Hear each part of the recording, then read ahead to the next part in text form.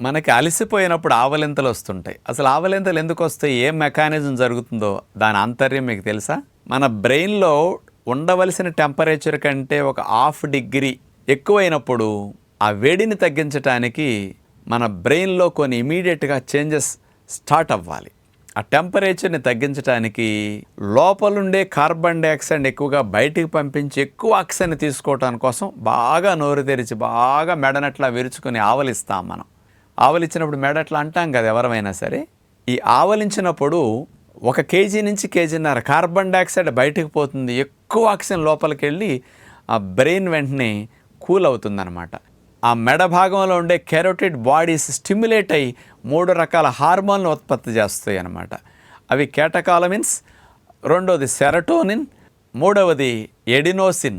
ఈ 3 హార్మోన్స్ విడుదల ఇట్లా మెడ వెనక్కి విరిచినప్పుడు వెంటనే స్టిమ్యులేట్ అయ్యి అవి రిలీజ్ అవుతాయి అన్నమాట. ఈ 3 హార్మోన్స్ ఏం చేస్తాయి? అలసిపోయిన స్థితి నుంచి నార్మల్ చేయడానికి హార్మోన్స్. అందుకని మెడ వెనక్కి విరచడంలో కారణం అది. ఆక్సిజన్ ఎక్కువ వెళ్ళి కార్బన్ డైఆక్సైడ్ పోవడం కోసం నోరు తెరిచి